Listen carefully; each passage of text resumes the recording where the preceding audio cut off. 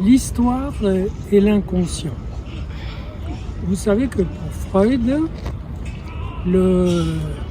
la preuve de l'inconscient, c'est les actes manqués, les symptômes, les rêves.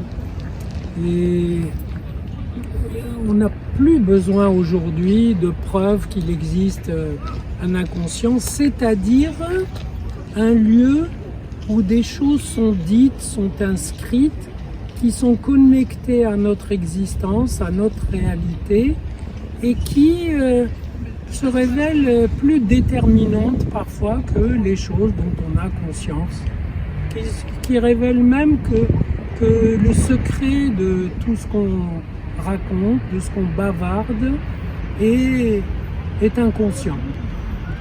Et aujourd'hui, on n'a pas besoin de preuves, tout simplement parce que les IRM montrent des zones du cerveau qui correspondent à ce moment-là à des pensées inconscientes, préconscientes.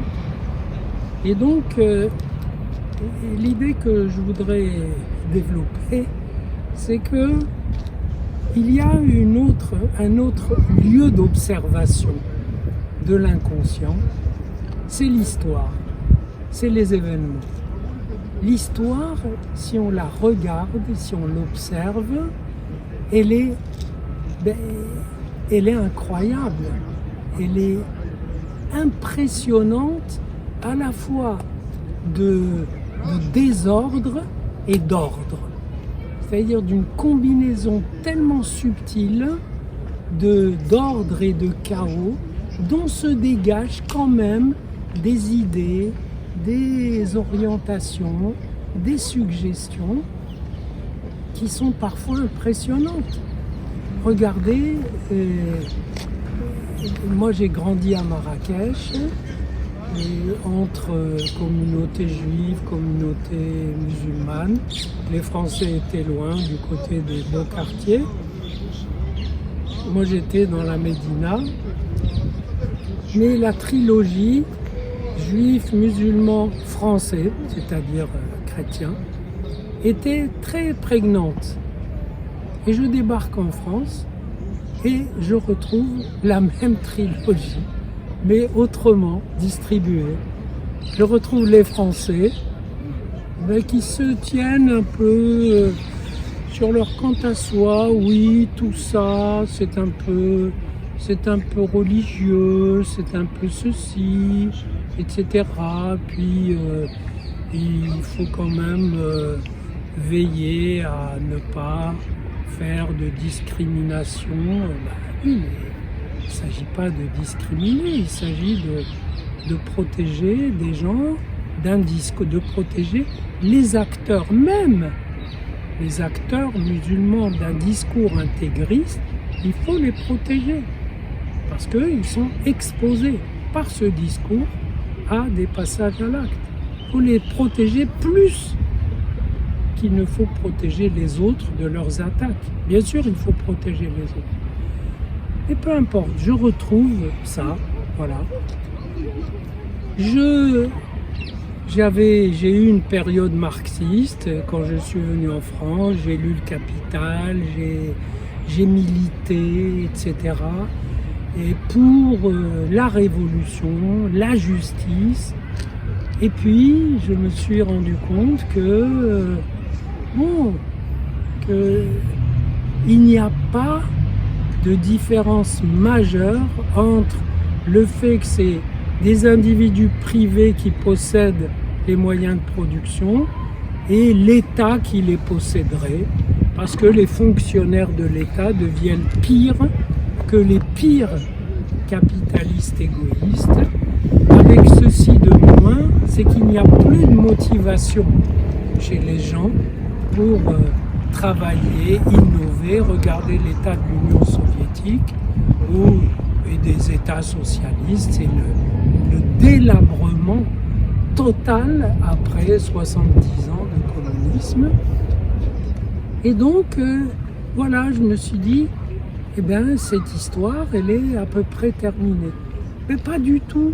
Je retrouve des accents de révolte, des désirs de révolution,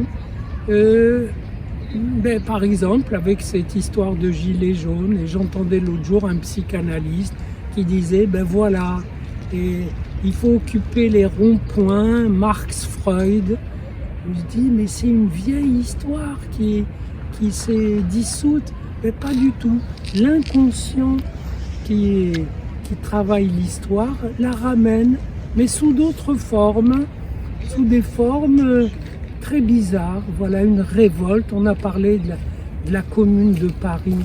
Vous savez que c'était une sublime révolution, la Commune de Paris, totalement inconsciente. C'était encerclé par 200 000 à 300 000 soldats allemands et français captifs, et l'État français qui suppliait les Allemands de lui libérer des soldats français pour qu'ils puissent écraser les Parisiens. C'est quand même un scénario pas banal.